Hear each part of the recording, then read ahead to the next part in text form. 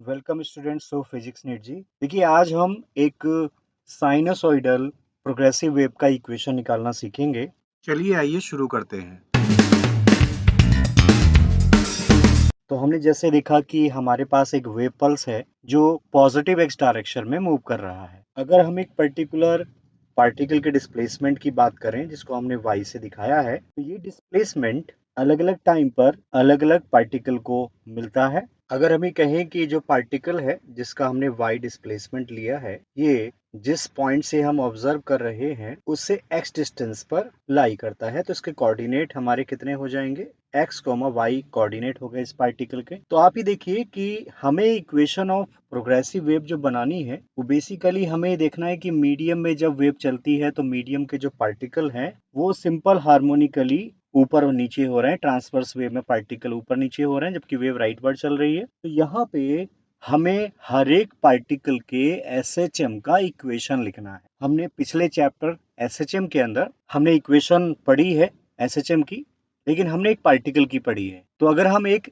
Equation लिखना चाहें wave की, तो इसमें क्या होता है, मीडियम के सारे पार्टिकल SHM कर रहे हैं, तो हमें एक ऐसा जनरल इक्वेशन बनाना होगा जो सारे के सारे पार्टिकल के SHM को रिप्रेजेंट करता हो। हमने कहा कि किसी टाइम पर एक पार्टिकल के पास y डिस्प्लेसमेंट है और यही डिस्प्लेसमेंट कुछ टाइम पहले कहाँ रहा होगा, इस जगह रहा होगा जिसको हमने ओरिजिन बोल दिया, जहां से हम ऑब्जर्वेशन स्टार्ट कर रहे हैं। तो यही y डिस्प्लेसमेंट यहां से होके गुजरा है। तो हम अगर ये माने कि इस टाइम पर जब हम ऑब्जर्व कर रहे हैं इस x, y कोऑर्डिनेट वाले पार्टिकल का, यहाँ जो टाइम है वो टाइम है t। ये t टाइम का मतलब है जैसा कि आपकी घड़ी में जो टाइम अभी हुआ है।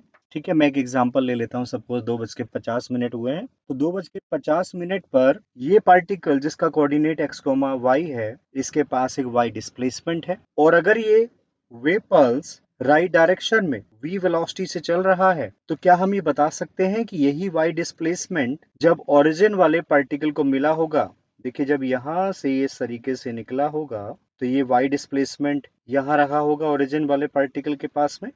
तो अगर हम टाइम की वैल्यू की बात करें कि उस टाइम पर हमारी घड़ी में कितना टाइम हुआ होगा, तो आप देखिए वेव ने x डिस्टेंस ट्रेवल किया है v स्पीड से, तो कितने टाइम पहले ये वाला वेव पल्स का y डिस्प्लेसमेंट ओरिजिन यानी o पर रहा होगा, x अपॉन v टाइम पहले। तो यहाँ पर घड़ी में टाइम क्या हुआ होगा हमारे पास, t minus x by v. देखिए अगर मैं कहता हूँ कि x वाले पार्टिकल के लिए हम बात कर रहे हैं तो t टाइम पर हम बात कर रहे हैं, लेकिन यही y हमारे x इक्वल 0 वाले पार्टिकल के पास था, लेकिन उस टाइम पर हमारी घड़ी में कितना टाइम था, t minus x upon v. तो इसका मतलब है कि जहां जहां t आता है हमें उसको किससे रिप्लेस कर देना होगा, t minus x upon v से। अब हम SHM का इक्वेशन तो जानते हैं, पिछले चैप्टर में हमने पढ़ा है एक पार्टिकल के SHM का इक्वेशन। ये होता है y equal a sine omega t। ये है t टाइम पर y डिस्प्लेसमेंट एक पार्टिकल का जो SHM कर रहा है। तो चलिए इसको लिख देते हैं, ये क्या चीज है, displacement of a particle of medium at time t,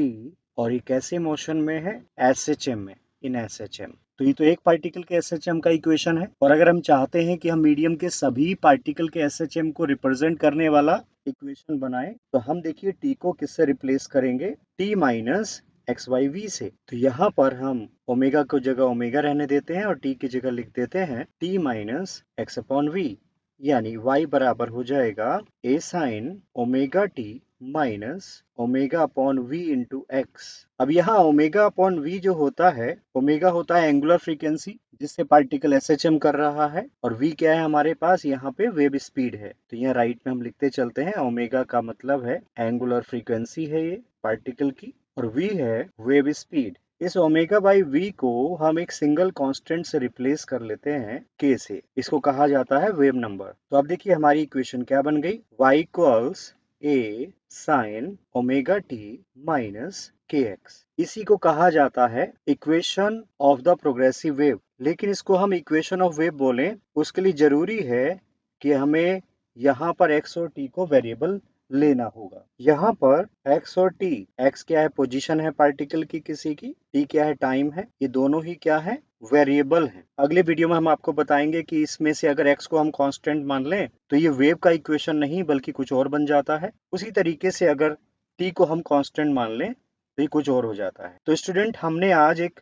sinusoidal progressive wave का इक्वेशन लिखा। आई होप कि आपको समझ में आ गया होगा किस तरीके से हमने इसको ड्राइव किया है। अगर आपको वीडियो अच्छा लगा है तो प्लीज लाइक कर दीजिए। अगर आपने अभी तक सब्सक्राइब नहीं किया है प्लीज सब्सक्राइब कीजिए। चलिए मिलते हैं अगले वीडियो में। Thank you.